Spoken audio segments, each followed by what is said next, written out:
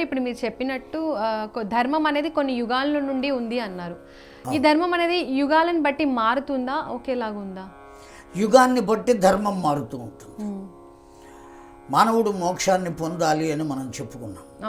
మోక్షాన్ని పొందాలి అంటే మొట్టమొదటిగా అతడికి కావలసింది ధర్మం. ఆ ధర్మాన్ని అనుసరించడానికి కావలసింది భక్తి మార్గం.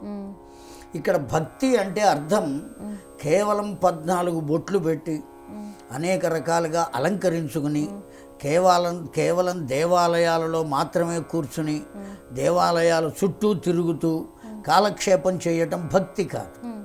విశ్వాసము అనే దాన్ని భక్తి అంటారు. దేని పట్ల విశ్వాసం ఉండాలి? నీ ధర్మము పట్ల నీకు విశ్వాసం ఉండాలి. ఆ విశ్వాసమే భక్తి.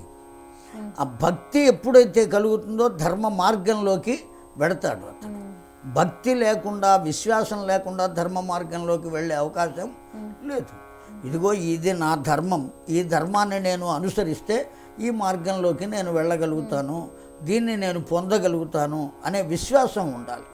ఆ విశ్వాసం ఉండాలి అంటే ఆధ్యాత్మిక చింతన తప్పనిసరిగా ఉండి తీరాలి. ఆ భగవంతుడి పేరు ఏదైనా కావచ్చు. అనేక రకాల పేర్లు భగవంతుడిగా ఉంటాయి. ఇప్పుడు మనం చెప్పాం కదా, ఒక్క నాదము ఎన్ని అక్షరములుగా మారిందో అలాగే ఒక్క శక్తి అనేక రూపములను పొందుతుంది. ఆ శక్తియే భగవంతుడు అనేటువంటి విశ్వాసం ఆ జీవుడికి, మానవుడికి ఉండి తీరాలి. ఆ విశ్వాసం ఎప్పుడైతే ఉంటుందో ఆ శక్తి మీద మనకు నమ్మకం కలుగుతుంది. ఆ శక్తిని చూడాలి అని కానీ ముట్టుకోవాలి అని కానీ ఉండకూడదు. శక్తినే ఇప్పుడు కరెంటు తీగ ఉన్నది, ఆ తీగలో నుంచి పవర్ ప్రవహిస్తూ ఉంటుంది. ప్రవహిస్తోంది కనుకనే ఓ లైట్ వెలుగుతోంది, ఓ ఫ్యాన్ వస్తున్నది, అనేకమైనవి జరుగుతున్నాయి. దానివల్ల అది ఎలా ఉంటుందో దాన్ని పట్టుకుందాం, చూద్దాం అనుకుని ఆ తీగకు పైన ఉన్న రేపర్ తీసేసి దాన్ని ముట్టుకుంటే ఇక దేన్ని ముట్టుకునేటువంటి అవకాశం లేదు. కనుక దాన్ని అనుభవించటం మాత్రమే చేయాలి. భగవద్ అనుభవం, ఆ భగవత్ తత్వాన్ని మనం పొందాలి. ఆ తత్వాన్ని పొందాలి అంటే విశ్వాసం కలగాలి. ఆ విశ్వాసం ఎప్పుడైతే ఉంటుందో ఆ ధర్మం మీద కూడా విశ్వాసం కలుగుతుంది. ఆ ధర్మం మీద విశ్వాసం కలిగితే అప్పుడు పనిచేస్తాడు. అయితే ఈ విశ్వాసం అనేటువంటిది ఆధ్యాత్మిక చింతన మీద ఆధారపడి ఉన్నది కనుక యుగానికి ఒక రకమైనటువంటి ఆధ్యాత్మిక చింతన చెప్పబడింది. కృతయుగం ఉన్నది. ఆ కృతయుగంలో తపస్సు చేస్తే కానీ తరించే అవకాశం లేదు. తరించుట అంటే మోక్షాన్ని పొందడం, తపస్సు చేయాలి. త్రేతాయుగం ఉన్నది.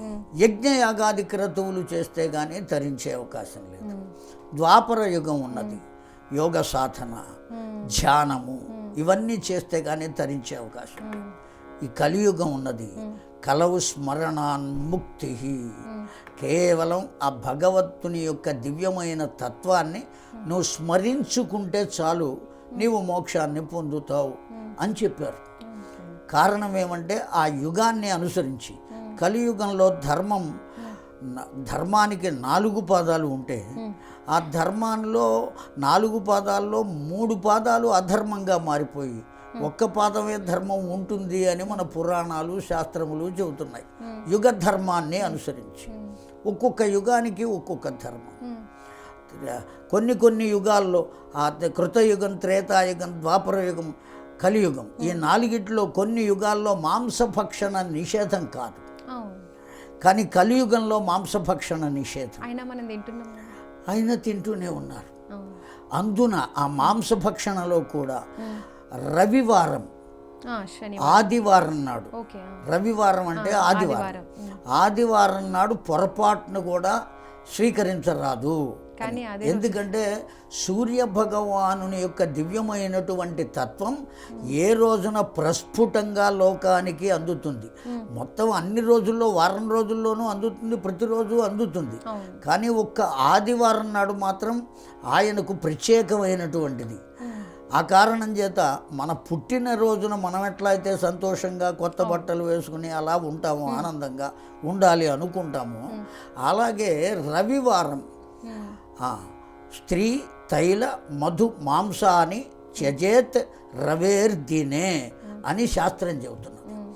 సంసారం చేయటం కానీ, నూనె పదార్థములను వాడుకోవడం కానీ, తర్వాత మత్తు పానీయములను సేవించడం కానీ, మాంసమును కానీ వేటిని ఆదివారం నాడు ముట్టరాదు.